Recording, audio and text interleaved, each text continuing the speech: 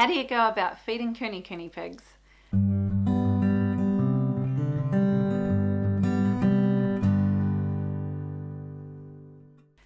G'day there, I'm Dana from Pewokaka Valley Homestead, and today I am busy. I'm recording actually a video for a summit that I'm going to be involved in, so I've got my nice little lighting set up.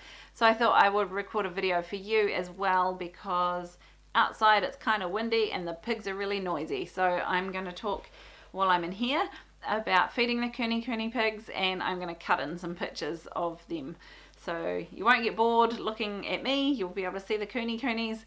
But I can get the information in for you without the horrible wind noise and the Kune screaming. So let's get cracking. Kunekune pigs, they're known as a pasture pig or a grass eating pig, and they are designed specifically to live on pasture and eat grass. This doesn't mean that you can't keep them in a contained area and feed them other feed, but you have to be aware that a Kunekune pig is a lard pig, and they, like some of us, are designed to turn carbohydrates into lard very easily. So if you are going to be keeping Kunekunes, you need to be aware, very aware, that if you feed them like a commercial pig, or feed them as much as they want you to feed them, they're going to get really fat really, really fast. Growing up, we had a really cute Kunekune. Her name was Betsy, but she lived in our paddock near our driveway, where at our busy house everyone was always coming and going, and she was forever screaming for food, and so we just kept feeding her.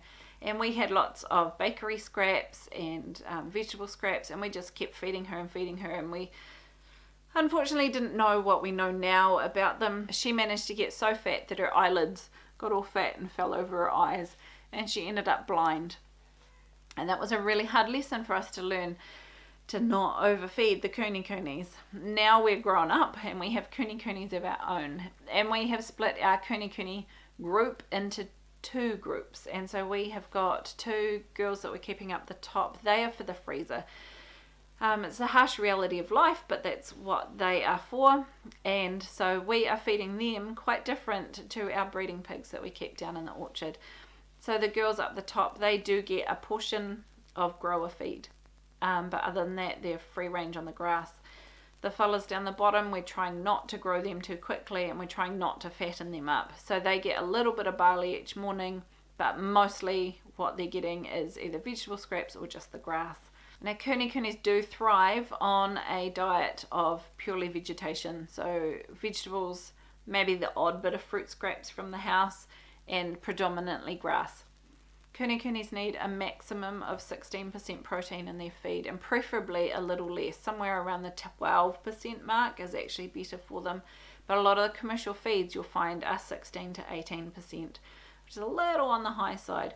So if you are going to have to be supplement feeding, or if your grass runs out and you need to just be feeding them straight supplements, try and mix a commercial grower mixture with a 50-50 with grass pellets, or a really plain low protein pellet.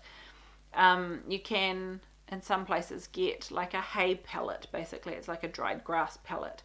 So if you mix the grower feed 50-50 with those, that would be a good way of lowering that protein content and making sure they're getting plenty of fiber. Their gut is a little differently built to your average commercial pig, and they do need that higher fiber diet. You can just feed them a little bit of commercial pig mix as well as some hay, especially if it's over the winter. Or alternatively, you can look at getting yourself some access to somebody who has vegetable scraps, sometimes supermarkets or delis, those sorts of places that have lots of vegetable scraps. You can get those and feed them to the pigs if your grass is running a little low. Be sure that what in there is not meat, particularly not pig meat, but in a lot of countries it's actually illegal to feed your pigs meat because of the risk of transferring diseases from pigs to humans. So just make sure that what you're feeding them is just straight scraps. Pigs are quite intelligent animals, and there's a lot of things that they just deliberately will avoid if they know, they seem to just instinctively know that a lot of them are toxic. However, if they're really hungry, or if you've got a young one that's a wee bit inquisitive, sometimes they will take a nibble of something that they shouldn't really be having. Some common things out of your garden that are worth knowing not to feed them, or out of the house even, are avocados. They can eat the flesh, but the skins and the pips aren't good for them. Rhubarb leaves are highly toxic. They've got really high levels of oxalic acid. Same goes for if you grow oca. It's also known as New Zealand yam. They have really high levels of oxalic acid and they're not good for them. Tomatoes and potato greens, they're a no-go as well. And the bulbs of a lot of plants, like especially flowering bulbs, try and avoid letting your pigs eat those as well.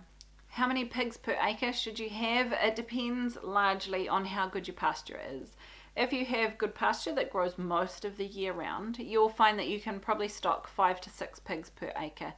If you have less rain, if you get trouble with drought and that sort of thing, or if your ground is covered in snow for a large portion of the winter, then you'll probably be aiming for closer to 2 to 3, maybe even 4 pigs per acre. So it does depend on how your pasture grows, but usually an average of sort of 4 to 5 pigs an acre is a good guideline to go by.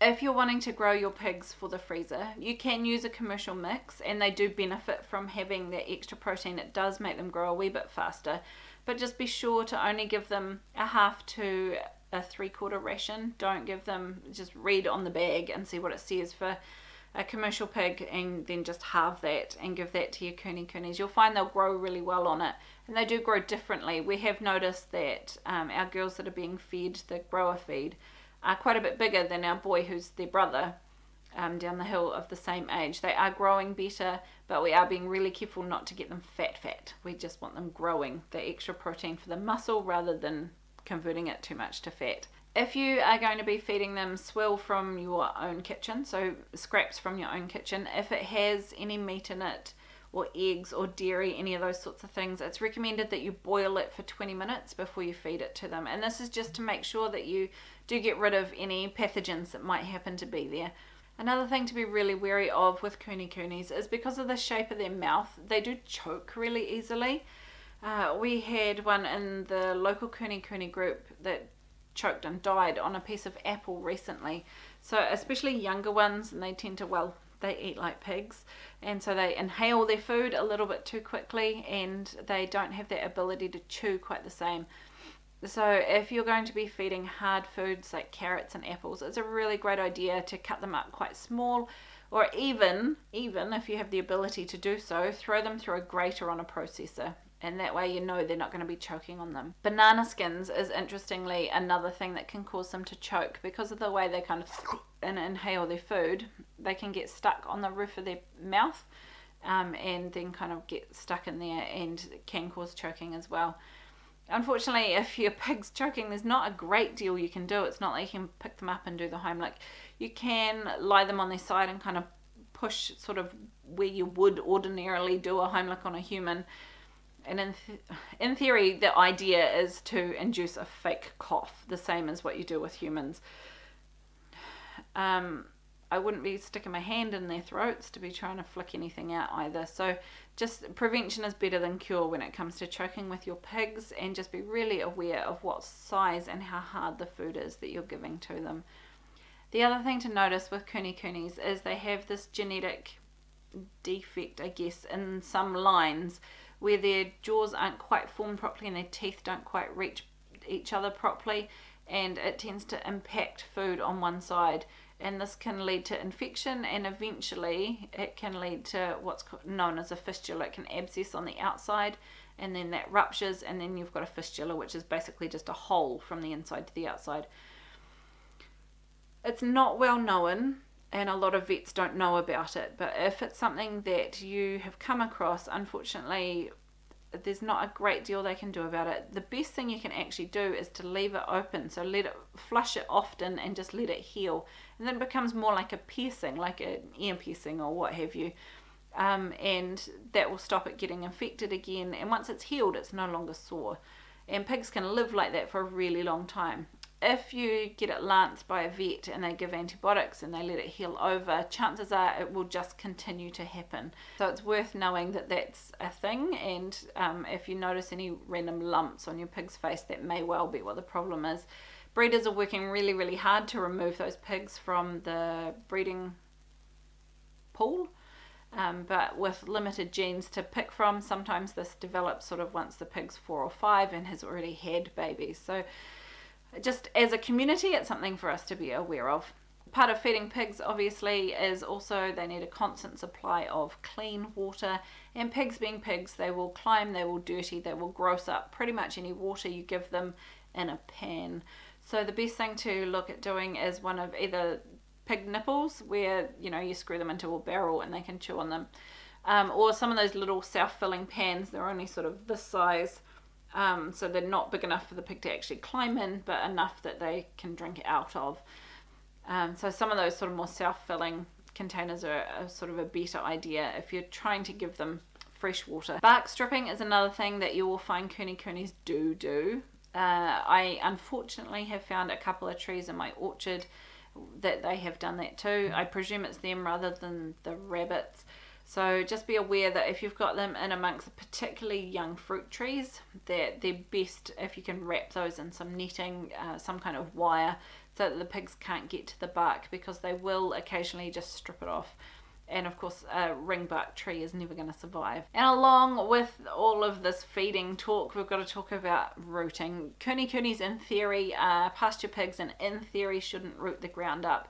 Unfortunately, some pigs do, and it's just who they are and what they do, and it does seem to run in line. Some Kunekunes have really snub noses, and they tend not to root the ground quite so much. Some of them have slightly longer noses, and they tend to be the ones that seem to quite love digging.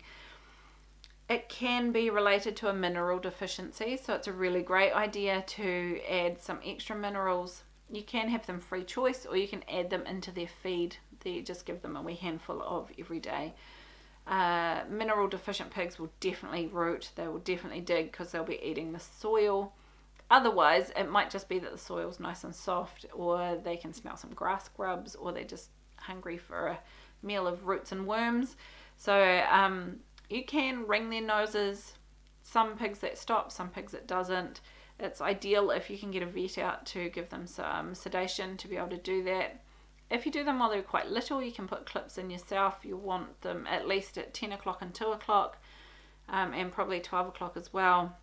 Whether they stop at rooting or not, it's sort of up for grabs. It seems to stop some, others just continue anyway and just flick the clips out and carry on.